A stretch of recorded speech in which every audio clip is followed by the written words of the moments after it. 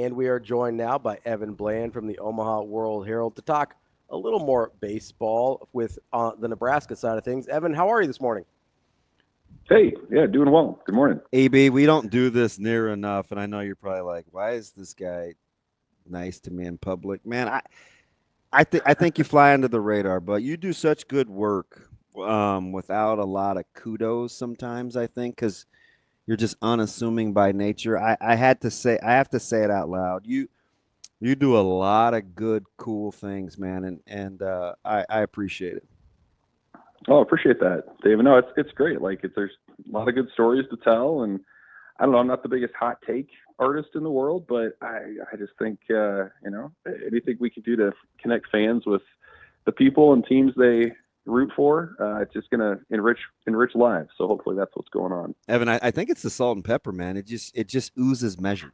That's what it is. It just oozes measured. You're pretty optimistic. I'm a terrible meteorologist, so I ask people smarter than me. 2:30 should fly, right? Well, I think so. I mean, 6 o'clock was the original goal, and if it's not a Creighton, Nebraska baseball game unless there's thunderstorms in the area. So I think that's just part of the deal anyway. But yeah, hopefully they get this thing beat before the big ones roll in. Evan, so I wanted to ask you about Nebraska's weekend series win over Oregon State because, there had been some signs of life, and DB called it out. He's like, it seemed like they were making better contact against K-State, but weren't able to get the win there. They kind of seemed to get over the hump in 2 of the 3 games against Oregon State. Do you look at that as a potential real turning point, or you think we'll end up looking back on that series in a month and be like, that was kind of a nice moment and kind of a weird season? Well, they've already had a couple of those, right? I mean, they beat Vanderbilt, yeah, and then they weren't necessarily able to build on that. They had the pretty exciting comeback against USC, and then they fell flat in the Sunday game after that. And so here they are again with a really exciting home win over Oregon State. And this is a perfect week to see how you follow that up. I mean, you've got the 2 midweeks against Omaha and Creighton, teams that have given Nebraska trouble before, and then you've got a Rutgers team that comes into town this weekend that's been sort of a pebble in their shoe for the last few years. Quietly, as well. So yep. They very much so. In 21, they kind of cost them a potential chance to host and all the rest. So this is that's kind of the maddening part of the sport is the consistency. You've got the highs, the lows, but can you sort of measure that out and do it day in and day out? And I think the offense is the thing that you look at there where they finally showed, as Will Bolt would say, they showed some slug over the weekend with some quick hit home runs, instant offense, clutch hitting. They were drawing more walks, cutting down on the strikeouts. Now you're facing staffs here coming up that statistically aren't as good as what you just saw against Oregon State. So, I mean, that's kind of where they're at. This is sort of a mental test where you're not on the road, you're not having to worry about hotels and limited practice time. Go out and do what you do. And I think the value of beating Oregon State certainly objectively is the bump in RPI standing. And I wrote about that earlier this week where that's one.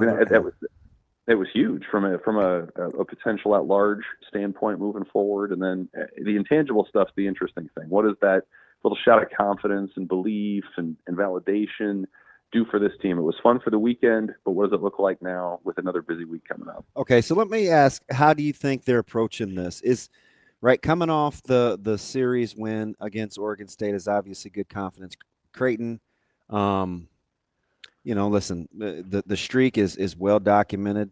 8 out of the last 11 have been 1 or 2 run games, so we know it's going to be played relatively close. How much of this is good timing that Nebraska is maybe trending in the right direction and you're getting a good Creighton team versus, oh gosh, we just had a good weekend series. Now we need to validate. And then all of a sudden you grip the bat a little tighter. How do you think this team looks at this emotionally? Good time to catch Creighton or more of a we better? I mean, probably the latter, honestly. I just think these in-state games have tended to trouble Nebraska somewhat because, you look at it from Creighton's point of view. They're playing in front of 1,000 people or less a night. And every year I hear it, like the big crowd at Haymarket, or if it's at Schwab, like that they get up for this game. Omaha on Wednesday is going to get up for this game. Nebraska just got up for Oregon State, and now it has to turn around. And the challenge emotionally is to match the care factor and the intensity that Creighton's going to put out there. It doesn't mean one team's more talented than the other, but I think that's just been something that's really it's been tough for Nebraska to figure that part of this thing out. And maybe they'll prove me wrong and they unlocked something last weekend and they're ready to roll. But I do think you got to factor Creighton into that discussion too, where they haven't lost a midweek game in almost 2 years, as ridiculous as that is. And their starter tonight's a guy in Ian Kuzman who was a weekend guy to start the year, and now he's found a rhythm in the midweek. So I think you can't discount what the Jays have been doing on their side. Certainly Nebraska's what they showed was the highlight of their season to this point, but we've just seen it so many times where Nebraska's rolling, Creighton's kind of doing their thing quietly to the side, and then this is their moment to stick it to the brand name school of the state. So I think it'll be a good game. It would not surprise me at all if Creighton was competitive or found a way, and we'll see if Nebraska finally can build on one of those big moments moving forward like they haven't been able to do yet this year. I think Creighton's pretty good, and I know injuries have been a problem, and I'm a huge Sailors fan. Love his dad, love the family, and I look at what they bring to the table. I was going to say the plate, but that's a little too dirty of low-hanging fruit. But I look at kind of an X factor, Evan, and I don't know if this is the coach or the player in me, like always looking for an angle. And he struggled to hit the ball a little bit from behind the dish. But how much could a guy like Haligso help in terms of emotionally setting the table on what this series means to the other guys? I would imagine it's come up a little bit, knowing what kind of personality Hogan has. Is something or nothing for me? I mean, I think it could be a little something, yeah. And you mentioned all the close games between Nebraska and Creighton the last few years. I mean, Hogan Haligso played a role in that. He's been one of the hotter hitters in those particular games. So for him to be wearing red and white instead of blue is interesting. I don't know that Nebraska necessarily needs a reminder of what this series means or what this rivalry means. A lot of these guys have experienced it and been part of it, but to have one of the guys who was the heart and soul of those Creighton teams of the past in your dugout now to say, hey, let's go get those guys. Yeah, I think that can provide a little bit of an emotional spark. And, Haligso just had one of his better experiences as a Husker this last weekend too, hitting a home run on Sunday. And he's been off to kind of a slow start with the bat. He's been pretty good behind the dish. So, maybe this is one of those things, even on an individual level, that shakes something loose for him and gets him going a little bit and allows him to relax and have a little bit more fun and be a productive bat in the lineup for the next part of the season. But I do think, like, in general, like, this is such an interesting game to gauge the temperature of where this team's at emotionally, because again, like, anybody can get up for the top 5 team in the country coming to your place and trying to battle all weekend. It's a different animal to do it on a Tuesday afternoon when it's kind of overcast and might be spitting a little bit. And like, can you bring that same intensity and energy? And I think Haligso in that experience, it can only help Nebraska in that regard. Evan, who do you sit there and look at when on Nebraska's lineup or their pitching staff where you say, hey, I know this guy's better than this. We need X, Y, and Z person to perform the way we know they're capable of for Nebraska to actually turn the corner on this thing? Well, I mean, I'd start with a guy who's been out for the last month or so. That's Tucker Timmerman, who took that one hopper to the face against Vanderbilt in late February. He's on the way back, whether that's this week or maybe in a week or two. I mean, he's going to provide an instant boost to that bullpen. And I mean, he might be their first, second, third most trusted arm in relief. So that's going to be pretty key. And then I think you could point to a lot of guys on offense. I mean, whether you're talking about some of these transfers that have come in with really strong track records like Haligso, like Cale Frost, can those guys get going? Gabe Swanson obviously has struggled mightily, but we've seen what he can do. I mean, we've seen him go on epic heaters before. 2 years ago, he was an all Big Ten type of guy. Last year, obviously, the way he ended the season was critical for what Nebraska did. So you could point to like 5 or 6 guys, I think, in the lineup. Max Butenbach, if he gets a chance to play every day, like he had a monster summer and had the big hit, the 3-run home run against Oregon State. So I think there are a lot of guys there. And then on the mound, I mean, you feel good about Will Walsh on Friday, but I still think you're probably not totally set on what your rotation is going to be the second half of the year. I mean, Ty Horn struggled. Jackson Brockett hasn't given you a ton of length. So do you mix those guys up a little bit? Do you go to Carson Yassa at some point? I think he's got the ability. Oh, he's got good stuff. Mid-90s guy. Yeah.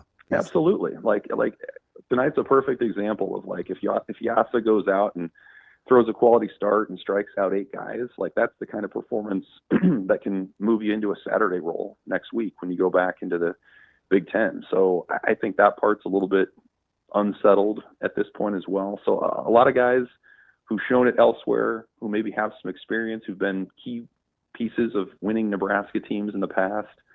If some of them come together, I think that's kind of what you point to for a realistic outlook on what Nebraska's second half can be.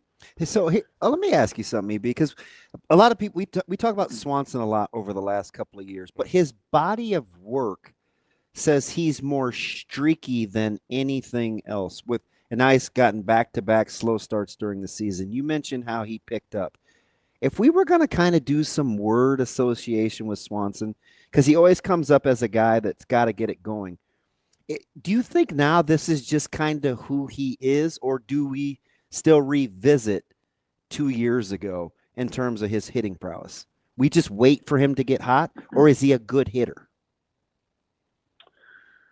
I mean, when he's going, yeah, he's maybe the best hitter on the team. I think for him, like you talk about word association, for me it's confidence. Like his best full season was 23 when he had the quietest 18 home runs that Nebraska baseball players maybe ever had, behind Bryce Matthews and Max Anderson.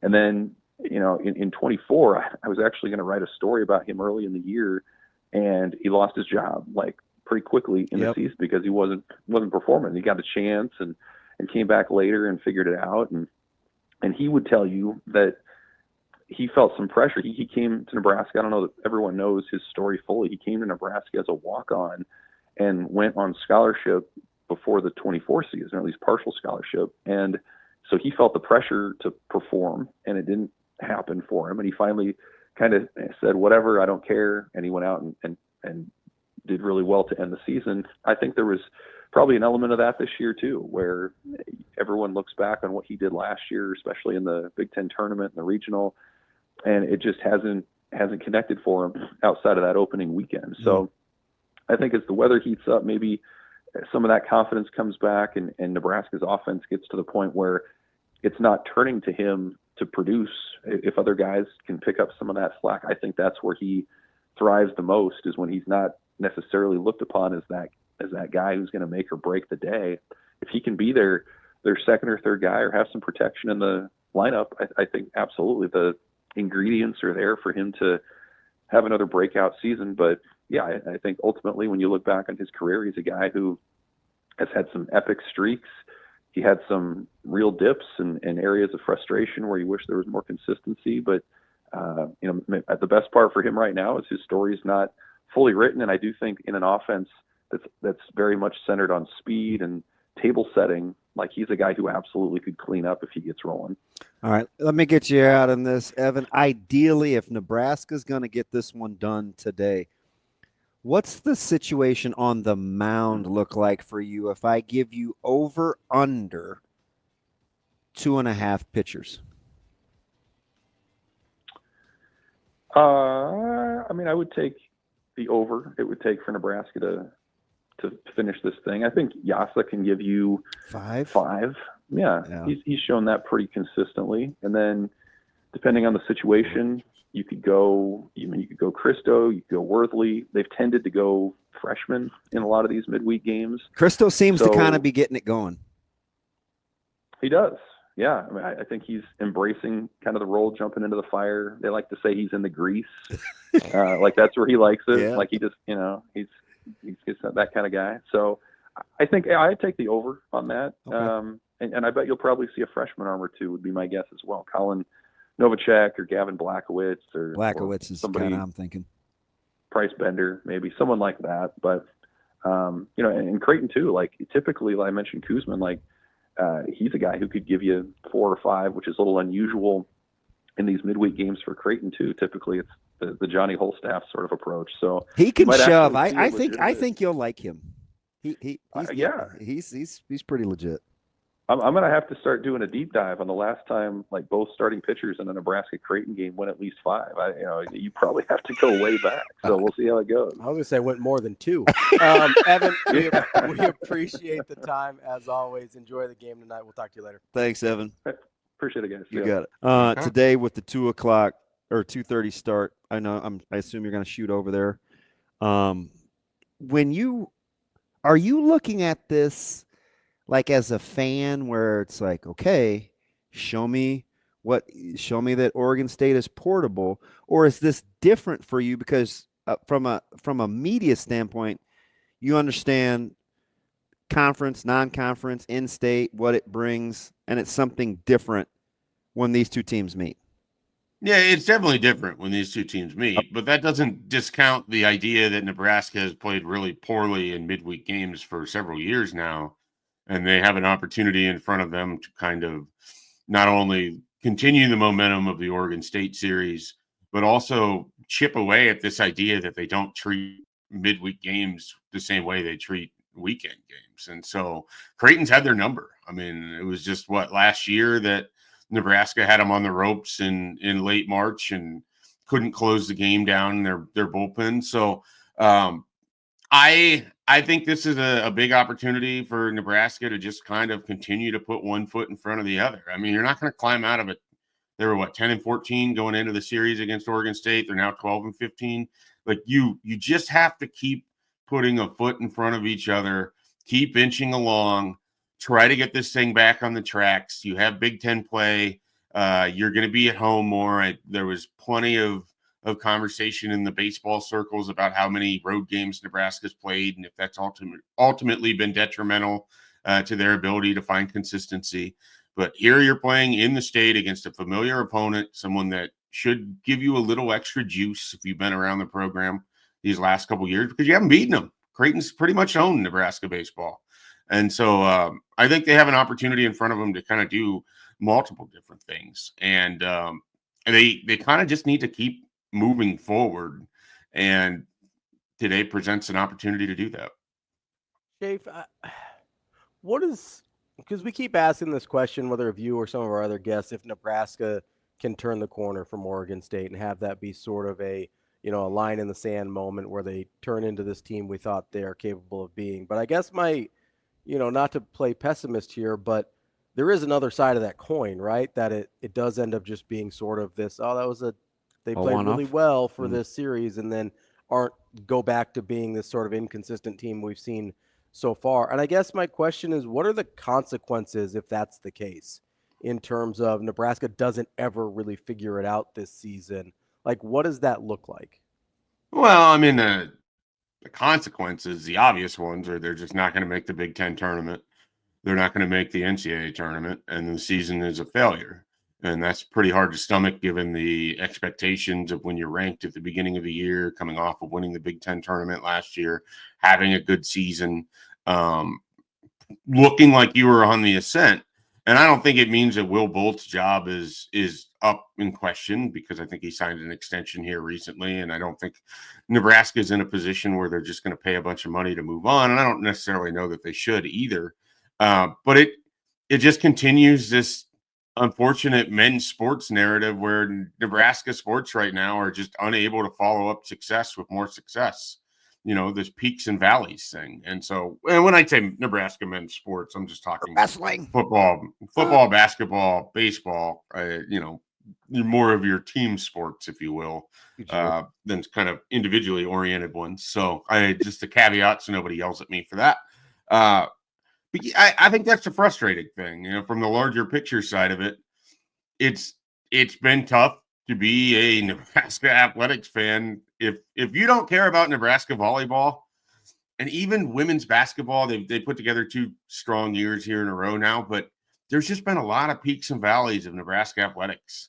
And at some point, it's hard for people to get excited over and over and over if you pop your head out of the machine and it's whack-a-mole and you get knocked back down again. And so baseball has an opportunity here the rest of the season to prove that they're not this inconsistent bunch. But if ultimately, I think it's more likely that they are inconsistent. I think it's more likely that they can't build off of that Oregon State series. They still have issues in their bullpen holding leads. The hitting is going to come and go. You need multiple guys to really step up. And I don't know that they have it in them, but the consequence of it is that you wasted an opportunity to move the conversation forward. And you just reverted back to being same old Nebraska baseball. Pretty good over here, not so good over there. So, Schaefer, if you're right and they aren't, some of these guys aren't capable of turning it around the way you talked about, like, what did we miss from preseason ranking to where we are now? Like, what did we make assumptions that just weren't true? Like, what did we miss if that does end up being the case? Well, it's as simple as this. I mean, the expectation is that guys are going to take step forward. And if you can't get anything out of Gabe Swanson, Gabe Swanson didn't give them much until May last year. And then he went on an all-time heater. And the idea was, okay, he's figured this out, has a decent game against Vanderbilt. And you're hoping at the beginning of the year, or if you get good Gabe Swanson, that's a totally different dynamic in that offense. And I'm not putting it all on Gabe Swanson. He's not the only one scuffling. But you brought in Cale Frost to be a bat in the middle of your lineup, and he's really struggled. You have guys that went out in the summer last year and had big summers. I mean, just massive summers. Max Butenbach was slamming home runs all over the Northern League. And we saw on Sunday, he had power. I mean, that was a laser shot out in right field. But he had struggled. And so guys just have not performed at the level where you want them to be. I mean, Ty Horn has really, really taken it on the chin, even in conference play, in terms of just being that starter on the second day. You got guys like Jeter Worthy and Drew Christo have struggled with their roles in the bullpen at times to either keep leads or to keep it close or to keep traffic off the bases. I mean, so it's one of those things where you've had other things. I mean, I almost said Drew Carey. Dylan Carey has been a very, very good hitter for Nebraska.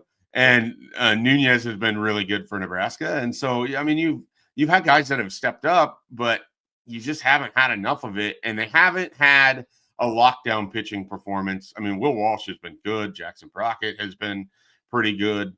But you don't have Sears. They really needed McConaughey to kind of be a guy on Friday to always give you that competitive fight on a Friday night. They don't really have that. And that makes me a little bit worried. Even if this team backdoors its way into the Big Ten tournament, I have a lot of apprehension about whether they have enough pitching to get anywhere that matters.